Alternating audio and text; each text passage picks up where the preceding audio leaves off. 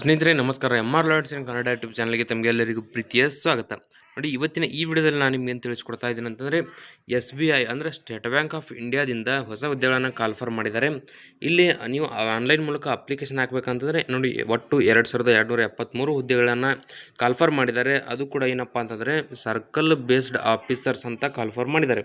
So ಈ ಹುದ್ದೆಗಳಿಗೆ ನೀವು ಅಪ್ಲಿಕೇಶನ್ ಹಾಕಬೇಕಂದ್ರೆ ಶೈಕ್ಷಣಿಕ ಅರ್ಹತೆ ಎಷ್ಟು ಮುಗಿಸಿರಬೇಕು, ಅರ್ಜಿಯನ್ನು ಸಲ್ಲಿಸುವುದು ಹೇಗೆ, ಹಾಗೆ ಅರ್ಜಿ ಸಲ್ಲಿಸಬೇಕಂದ್ರೆ ಏನಪ್ಪ ಅಂದರೆ ಪ್ರಾರಂಭ ದಿನಾಂಕ ಮತ್ತು ಕೊನೆಯ ದಿನಾಂಕ ಯಾವುದು, ಹಾಗೆ ಆಯ್ಕೆ ಪ್ರಕ್ರಿಯೆ ಯಾವ ರೀತಿ ಇರುತ್ತೆ, ಎಲ್ಲ ಮಾಹಿತಿ ನಿಮಗೆ ಇದೇ ವಿಡಿಯೋದಲ್ಲಿ ತಿಳಿಸ್ಕೊಡ್ತಾ ಹೋಗ್ತೀನಿ. ಮಿಸ್ ಮಾಡದೆ ವಿಡಿಯೋ ಕೊನೆವರೆಗೂ ನೋಡಿ. ವಿಡಿಯೋ ಇಷ್ಟ ಆದರೆ ಲೈಕ್ ಮಾಡಿ, ಮತ್ತು ಇನ್ನೂ ಯಾರು ಸಬ್ಸ್ಕ್ರೈಬ್ ಮಾಡ್ಕೊಂಡಿಲ್ಲ ದಯವಿಟ್ಟು ಸಬ್ಸ್ಕ್ರೈಬ್ ಮಾಡಿಕೊಂಡು ಪಕ್ಕದಲ್ಲಿರುವಂಥ ಬೆಲ್ ಐಕನ್ ಕ್ಲಿಕ್ ಮಾಡಿ ಆಲ್ ಅಂತ ಸೆಲೆಕ್ಟ್ ಮಾಡಿ. ಯಾಕಂದರೆ ಮುಂದೆ ನಾವು ಯಾವುದೇ ವಿಡಿಯೋ ಬಿಟ್ಟರೆ ನಿಮಗೆ ಥಟ್ ಅಂತ ನೋಟಿಫಿಕೇಶನ್ ಬರುತ್ತೆ. ಸೊ ಈಗ ಇಲ್ಲಿ ಏನಪ್ಪ ಅಂದರೆ ಒಟ್ಟು SBIನಿಂದ 2273 ಸರ್ಕಲ್ ಬೇಸ್ಡ್ ಆಫೀಸರ್ಸ್ ಹುದ್ದೆಗಳನ್ನು ಕಾಲ್ಫರ್ ಮಾಡಿದ್ದಾರೆ. ಆಲ್ರೆಡಿ ಈ ಒಂದು ಹುದ್ದೆಗೆ ಅಪ್ಲಿಕೇಶನ್ ಹಾಕುವ ಏನಪ್ಪ ಅಂದರೆ ದಿನಾಂಕ ಕಂಪ್ಲೀಟ್ ಆಗಿತ್ತು. ಅಂದರೆ 18 ಏನಪ್ಪ ಅಂತಂದರೆ ಇದು ಅಪ್ಲಿಕೇಶನ್ ಹಾಕುವ ದಿನಾಂಕ ಇನ್ನೂ 4 ದಿನ ಇತ್ತು. ಅದನ್ನು ಎಕ್ಸ್ಟೆಂಡ್ ಮಾಡಿ ಏನಪ್ಪ ಅಂದರೆ 25/2 ಅಂದರೆ 25 ಫೆಬ್ರವರಿ 2026ರವರೆಗೆ ಮುಂದೂಡಿದ್ದಾರೆ. ಇದು ಇನ್ನೂ 4 ದಿನ ಅಂದರೆ 18 ಫೆಬ್ರವರಿ 2026ರವರೆಗೆ ಇತ್ತು. ಅದನ್ನು ಎಕ್ಸ್ಟೆಂಡನ್ನು ಮಾಡಿ 25 ಫೆಬ್ರವರಿ 2026ರವರೆಗೆ ಏನಪ್ಪ ಅಂದರೆ ಮುಂದೂಡಿದ್ದಾರೆ. ಸೊ ದಯವಿಟ್ಟು ಯಾರ್ಯಾರು ಅಪ್ಲಿಕೇಶನ್ ಹಾಕಿಲ್ಲ ಅಂಥವ್ರಿಗೆ ಈ ವಿಡಿಯೋ ಶೇರ್ ಮಾಡಿ. ಏನಪ್ಪ ಅಂತಂದರೆ ನೀವು ಇಲ್ಲಿ ಸಂಸ್ಥೆ ಹೆಸರು ಬಂದುಬಿಟ್ಟು ಸ್ಟೇಟ್ ಬ್ಯಾಂಕ್ ಆಫ್ ಇಂಡಿಯಾ SBIನಿಂದ ಒಟ್ಟು 2273 ಹುದ್ದೆಗಳನ್ನು ಆಲ್ ಓವರ್ ಇಂಡಿಯಾದಲ್ಲಿ ಕಾಲ್ಫರ್ ಮಾಡಲಾಗಿದೆ. ಹುದ್ದೆ ಹೆಸರು ಬಂದುಬಿಟ್ಟು ಸರ್ಕಲ್ ಬೇಸ್ಡ್ ಆಫೀಸರ್ಸ್ CBO ಅಂತ. ಇಲ್ಲಿ ಸ್ಯಾಲ್ರಿಯನ್ನು ನೋಡ್ತಾ ಹೋದರೆ SBI ಮೂಲಕ ಆಯ್ಕೆಯಾದಂಥ ಅಭ್ಯರ್ಥಿಗಳಿಗೆ ಇಲ್ಲಿ 9,50,000 ರೂಪಾಯಿ ಪರ್ ಆ್ಯನಮ್, ಅಂದರೆ ಒಂದು ವರ್ಷಕ್ಕೆ 9,50,000 ರೂಪಾಯಿ ತಿಂಗಳ ವೇತನ ಇರುತ್ತೆ. ಇಲ್ಲ ಏನು 2273 ಹುದ್ದೆಗಳನ್ನು ಕಾಲ್ಫರ್ ಮಾಡಿದ್ದಾರೆ. ಇವುಗಳನ್ನು ಯಾವ ರೀತಿ ಹಂಚಿಕೆ ಮಾಡಿದ್ದಾರೆ ಅಂತ ನೋಡ್ತಾ ಹೋಗೋಣ. ಇಲ್ಲಿ ಸರ್ಕಲ್ ಟೋಟಲಾಗಿ ಕಾಲ್ಫರ್ ಮಾಡಿದ್ದಾರೆ ಅಂತಂದರೆ ನೋಡಿ, circle based officers regular vacancy ಬಂದುಬಿಟ್ಟು 2050 ಹುದ್ದೆಗಳು, ಬ್ಯಾಕ್ಲಾಗ್ ಹುದ್ದೆಗಳನ್ನು ನೋಡ್ತಾ ಹೋದರೆ 223 ಟೋಟಲಾಗಿ ಇಲ್ಲಿ ಕಾಲ್ಫರ್ ಮಾಡಿದ್ದಾರೆ. ಸೊ ಈಗ ಸ್ಟೇಟ್ ವೈಸ್ ಇಲ್ಲಿ ವೇಕೆನ್ಸಿ ಡೀಟೇಲ್ಸನ್ನು ನೋಡ್ತಾ ಹೋದರೆ ಆಂಧ್ರ ಪ್ರದೇಶದಲ್ಲಿ 97 ಹುದ್ದೆಗಳಿವೆ, ಕರ್ನಾಟಕದಲ್ಲಿ 200 ಹುದ್ದೆಗಳು, ಮಧ್ಯಪ್ರದೇಶ ಮತ್ತು ಛತ್ತೀಸ್ಗಢ ಇಲ್ಲಿ 97 ಹುದ್ದೆಗಳನ್ನು ಮೀಸಲಿಟ್ಟಿದ್ದಾರೆ. ನಂತರ ಇಲ್ಲಿ ಒಡಿಶಾದಲ್ಲಿ 80 ಹುದ್ದೆಗಳು, ಹಾಗೆ ಜಮ್ಮು ಕಾಶ್ಮೀರ್, ಲಡಾಖ್, ಹಿಮಾಚಲ್ ಪ್ರದೇಶ್, ಚಂಡೀಗಢ, ಪಂಜಾಬ್, ಹರಿಯಾಣ ಈ ರಾಜ್ಯಗಳಲ್ಲಿ 103 ಹುದ್ದೆಗಳನ್ನು ಮೀಸಲಿಟ್ಟಿದ್ದಾರೆ. ತಮಿಳುನಾಡು ಮತ್ತು ಪಾಂಡಿಚೇರಿ ಇಲ್ಲಿ 165 ಹುದ್ದೆಗಳು, ಗುಜರಾತ್, ದಾದ್ರಾ ಮತ್ತು ನಗರ್ ಹವೇಲಿ ಆ್ಯಂಡ್ ದಮನ್ ಮತ್ತು ದಿಯು ಈ ರಾಜ್ಯಗಳಲ್ಲಿ 194 ಹುದ್ದೆಗಳು, ಹಾಗೆ ಅಸ್ಸಾಂ, ಅರುಣಾಚಲ್ ಪ್ರದೇಶ್, ಮಣಿಪುರ್, ಮೇಘಾಲಯ, ಮಿಜೋರಾಂ, ನಾಗಾಲ್ಯಾಂಡ್ ಮತ್ತು ತ್ರಿಪುರ ಈ ಎಲ್ಲ ರಾಜ್ಯಗಳಲ್ಲಿ 68 ಹುದ್ದೆಗಳನ್ನು ಕಾಲ್ಫರ್ ಮಾಡಿದ್ದಾರೆ.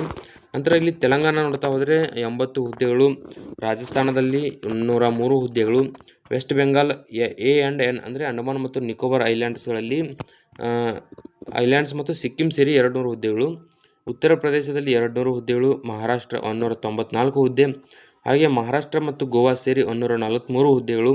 ನಂತರ ದಿಲ್ಲಿ, ಉತ್ತರಾಖಂಡ್, ಹರಿಯಾಣ, ಉತ್ತರ ಪ್ರದೇಶ ಸೇರಿ 76 ಹುದ್ದೆಗಳು. ನಂತರ ಕೇರಳ, ಲಕ್ಷದ್ವೀಪ ಇಲ್ಲಿ 50 ಹುದ್ದೆಗಳು.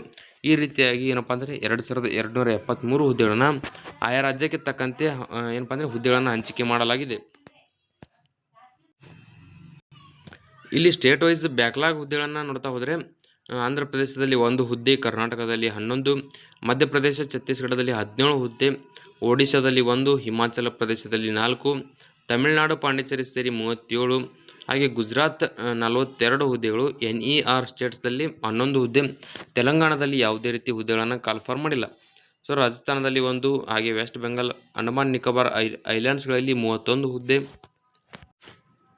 ಉತ್ತರ ಪ್ರದೇಶದಲ್ಲಿ 20, ಮಹಾರಾಷ್ಟ್ರದಲ್ಲಿ 10 ಹುದ್ದೆ, ಮಹಾರಾಷ್ಟ್ರ ಮತ್ತು ಗೋವಾ ಸೇರಿ 2 ಹುದ್ದೆ, ಹಾಗೆ ಉತ್ತರಾಖಂಡ, ಹರಿಯಾಣ, UP, ದಿಲ್ಲಿ ಈ 4 ರಾಜ್ಯಗಳನ್ನು ಸೇರಿಸಿ 6 ಹುದ್ದೆಗೆ, ಹಾಗೆ ಕೇರಳ ಮತ್ತು ಲಕ್ಷದ್ವೀಪ ಈ ರಾಜ್ಯಗಳಲ್ಲಿ 29 ಹುದ್ದೆಗಳನ್ನು ಕಾಲ್ಫರ್ ಮಾಡಿದ್ದಾರೆ.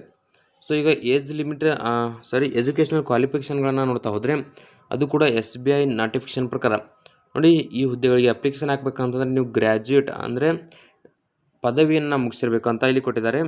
ಏಜ್ ಲಿಮಿಟ್ ಕೂಡ ಇಲ್ಲಿ ನೋಡ್ತಾ ಹೋಗಿ ಮಿನಿಮಮ್ ಏಜ್ ಏನಪ್ಪ ಅಂದರೆ 21ರಿಂದ ಹಿಡಿದು 30 ವರ್ಷದ ಒಳಗೆ ಇರತಕ್ಕಂಥ ಅಭ್ಯರ್ಥಿಗಳು ಈ ಹುದ್ದೆಗಳಿಗೆ ಅಪ್ಲಿಕೇಶನ್ ಹಾಕ್ಬೋದು.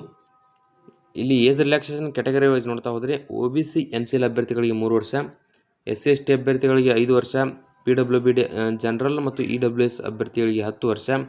ಇಲ್ಲಿ PWBD OBC ಅಭ್ಯರ್ಥಿಗಳಿಗೆ 13 ವರ್ಷ, PWBD SC/ST ಅಭ್ಯರ್ಥಿಗಳಿಗೆ 15 ವರ್ಷ. ಈ ರೀತಿಯಾಗಿ ಕ್ಯಾಟಗರಿ ವೈಸ್ ಏನಪ್ಪ ಅಂತಂದರೆ ಏಜ್ ರಿಲ್ಯಾಕ್ಸೇಷನ್ನ ನೀಡಲಾಗಿದೆ. ಅಪ್ಲಿಕೇಶನ್ ಫೀಸ್ ನೋಡ್ತಾ ಹೋದರೆ SC/ST PWBD ಅಭ್ಯರ್ಥಿಗಳಿಗೆ ಯಾವುದೇ ರೀತಿಯ ಅಪ್ಲಿಕೇಶನ್ ಫೀಸ್ ಇರುವುದಿಲ್ಲ. ಜನರಲ್ OBC EWS ಅಭ್ಯರ್ಥಿಗಳಿಗೆ 750 ರೂಪಾಯಿ ಇರುತ್ತೆ. ಇದನ್ನು ನೀವು ಏನಪ್ಪ ಅಂದರೆ ಆನ್ಲೈನ್ ಮೂಲಕ ಪೇ ಮಾಡಬೇಕಾಗತ್ತೆ. ಸೆಲೆಕ್ಷನ್ ಪ್ರೊಸೆಸ್ ಅಂದರೆ ಆಯ್ಕೆ ಪ್ರಕ್ರಿಯೆಯನ್ನು ನೋಡ್ತಾ ಹೋದರೆ ಮೊದಲಿಗೆ ಅಪ್ಲಿಕೇಶನ್ ಹಾಕಿದಂಥ ಎಲ್ಲ ಅಭ್ಯರ್ಥಿಗಳಿಗೆ ಆನ್ಲೈನ್ ಟೆಸ್ಟ್, ಇದರಲ್ಲಿ ಅಬ್ಜೆಕ್ಟಿವ್ ಪ್ಲಸ್ ಡಿಸ್ಕ್ರಿಪ್ಟಿವ್ ಅಂತ ಬರುತ್ತೆ. ಇದರಲ್ಲಿ ಪಾಸಾದಂಥ ಅಭ್ಯರ್ಥಿಗಳಿಗೆ ಸ್ಕ್ರೀನಿಂಗ್ ಆಫ್ ಅಪ್ಲಿಕೇಶನ್ ಮತ್ತು ಡಾಕ್ಯುಮೆಂಟ್ ವೆರಿಫಿಕೇಷನ್ ಇರುತ್ತೆ. ಇದರಲ್ಲಿ ಪಾಸಾದಂಥ ಅಭ್ಯರ್ಥಿಗಳಿಗೆ ಇಂಟರ್ವ್ಯೂನಲ್ಲಿ ಯಾರ್ಯಾರು ಪಾಸ್ ಆಗ್ತಾರೆ ಅಂಥವರಿಗೆ ಲೋಕಲ್ ಲ್ಯಾಂಗ್ವೇಜ್ ಪ್ರೊಫಿಷಿಯನ್ಸಿ ಟೆಸ್ಟನ್ನು ನಡೆಸಲಾಗುತ್ತೆ. ಸೊ ಈ ಹುದ್ದೆಗೆ ಅಪ್ಲಿಕೇಶನ್ ಹಾಕುವ ಲಿಂಕ್ ಬೇಕಂದರೆ ಇದೇ ವಿಡಿಯೋ ಕೆಳಗಡೆ ಡಿಸ್ಕ್ರಿಪ್ಷನಲ್ಲಿ ಕೊಟ್ಟಿರ್ತೀನಿ. ಅವುಗಳ ಮೇಲೆ ಕ್ಲಿಕ್ ಮಾಡಿ ನೀವು ಡೈರೆಕ್ಟಾಗಿ ಅರ್ಜಿಯನ್ನು ಸಲ್ಲಿಸಬಹುದು.